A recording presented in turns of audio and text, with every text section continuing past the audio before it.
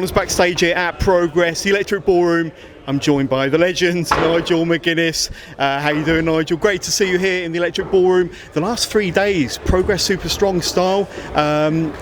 In kind of a few words, how's your experience been the last few days with Progress Super Strong Style? You've had your fingers in many different areas, haven't you? Your magic fingers, we should say. Got the moniker Magic Fingers McGuinness now. So yeah, a couple of words. Certainly fantastic springs to mind. I was with Progress back in 2014, and to come back here, almost like the prodigal son, so to speak, was fantastic. To be part of this very prestigious tournament and have a hand in choosing who was a part of it. I said earlier, some of the competitors I was familiar with, some not so much, but all of them I was excited to see how they would perform.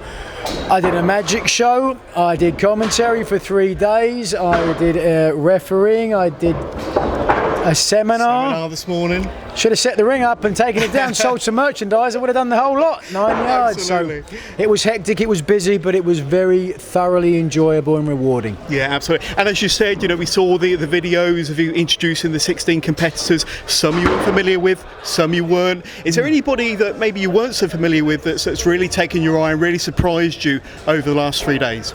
I don't know if surprise is the word, but there are certain people that just jump out and grab you. Charles Crowley has that sort of charisma that it's just, you know what I mean, it's tangible when the music plays and his hips move, you know what I mean? That's right. There's a reason everybody gets out of their seat and moves their feet, and Crowley certainly has got it in spades. Absolutely. And we saw you refereeing the main event, and what was a very fitting main event to what's been an excellent 3 days, an excellent Super Strong Style tournament.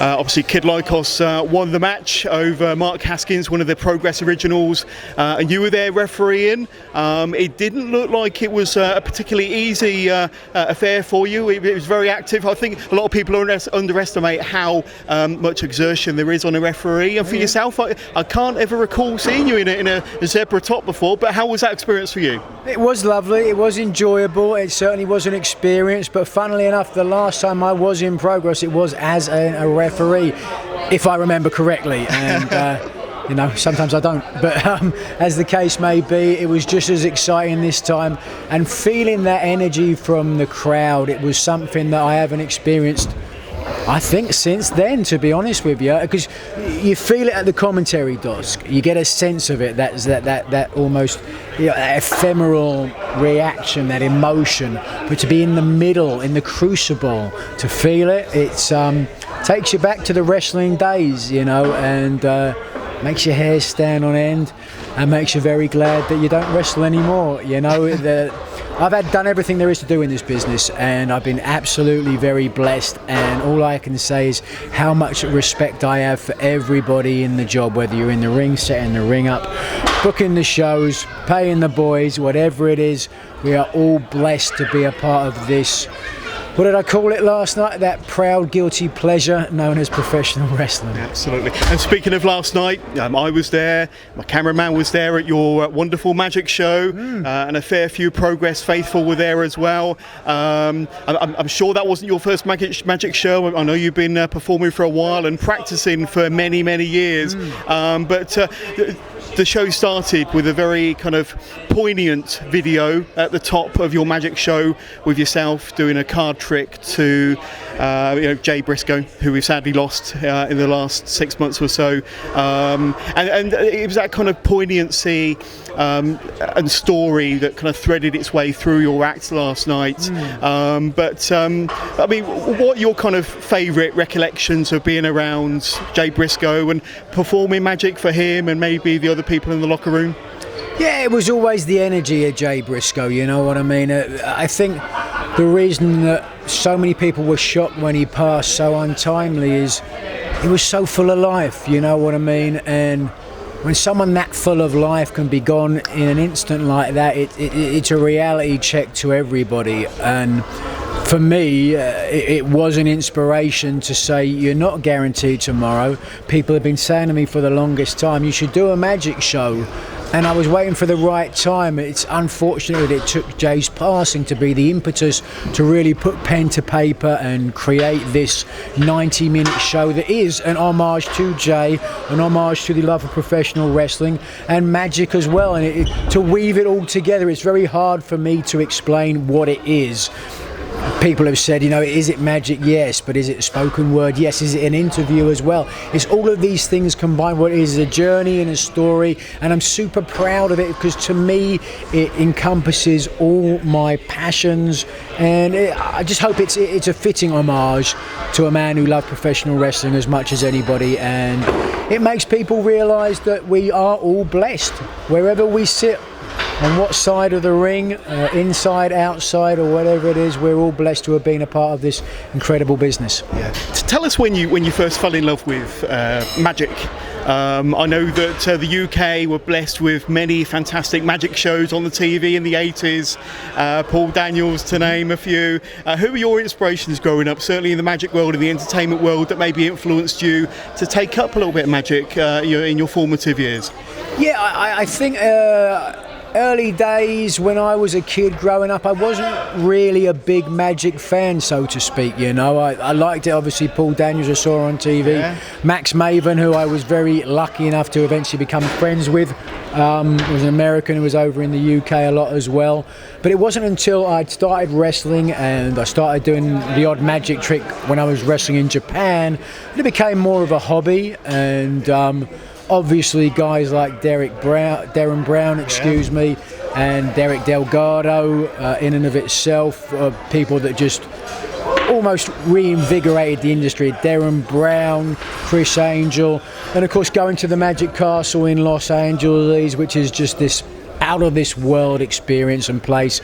Crow Garrett, Max Maven, Matt Pomeroy, all these friends that I have in the industry who have inspired me to pursue that side of things. So it's been a long journey to get to this stage, and again, I feel nothing but blessed to have got to this stage and to be able to have the ability to perform in front of people in more than one endeavour. Yeah, and of course you had Manlo Doris and Big Damo up on the stage. A ton of fun for the audience and for those two as well. You can tell they were enjoying it, being part of the show. And I think one of the tricks, dare I say it, was trying to figure out what made them fall in love with wrestling. During their formative years, during their younger years. What were some of the things that made you fall in love with wrestling when you were younger? Well, it really was SummerSlam '92. It was the one event. My childhood friend Lying Dave got a pirated copy of that on VHS, and just when I saw that match, but specifically, the Hart Foundation against Demolition for the tag team titles, I was just hooked at that point. And a lot of people just sort of moved on, but I never did. I've been hooked for life, and I've been very blessed to have made to transition that into being a wrestler and everything else in the industry as well. So it's nice to come back here to Progress full circle and feel that passion again that I once felt many years ago.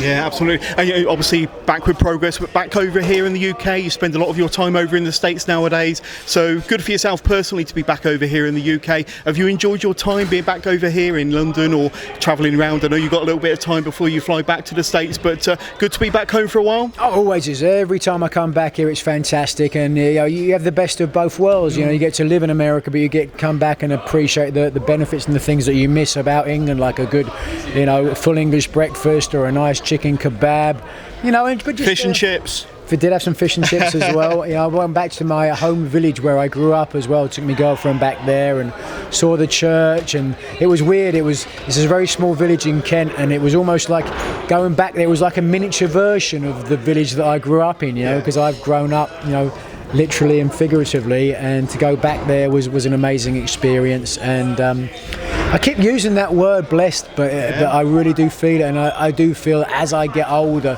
more and more appreciative of everything that I have experienced in life, and that's part of the magic show as well. To your point, is getting to that stage in your life where you just want to celebrate everything that has come on your plate, good and bad as well, because if you're watching this, oftentimes there are things that happen that sometimes you go, I don't think life can ever get better again. I'm never going to recover from this. It's happened to me on a number of occasions, but if you stick with it, it always does, and that's great advice for everyone. Absolutely. A couple of final questions from me, Nigel, and obviously you've been here, you've been blessed by spending 3 days in front of the Progress fans and some fantastic action, wonderful strong style tournaments, but since being on the independents over here in the UK and maybe the independents in America, how would you say wrestling has evolved, changed? Is there anything noticeable from you, having been in the business, been part of the business for so many years now, that's kind of that you feel is maybe a positive or a negative? Kind of, mostly positives, but what are some of the fundamental changes you've seen, certainly from your experience in London these 3 days? I think how quickly people progress in the industry, no pun intended. Wow. And I think that is because you have access to matches. When I was starting was before YouTube, so we had VHS cassettes, all right? So you might have to be a tape trader to get some good stuff. It would take a while for you to see these shows, oftentimes.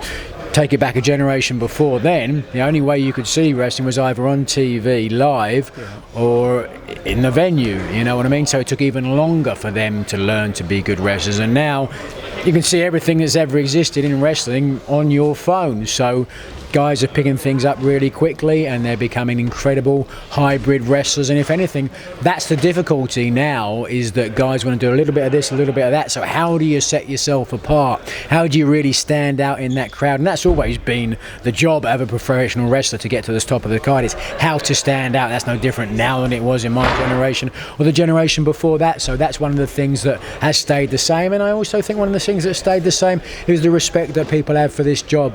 Some people talk about it, the kids today, and I don't buy it. They certainly have showed me nothing but respect, and any veterans who come in the Progress locker room, I'm sure they get the same respect shown to them. So again, it's a wonderful industry to be a part of. Absolutely. And obviously Progress, one of the leading independent companies, not just in the UK but worldwide.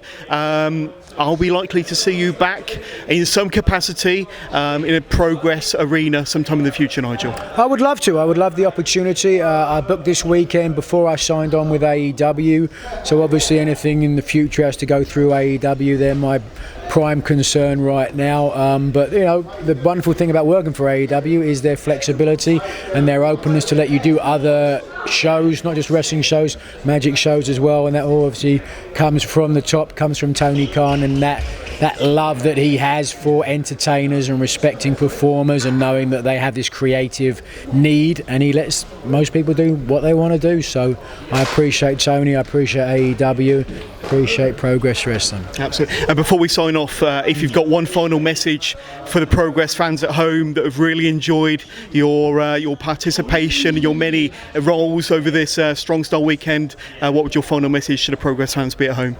Keep supporting us, keep supporting Progress, keep supporting independent wrestling. Is super important, and there is always a grassroots level, the opportunity for guys to work in front of crowds like this.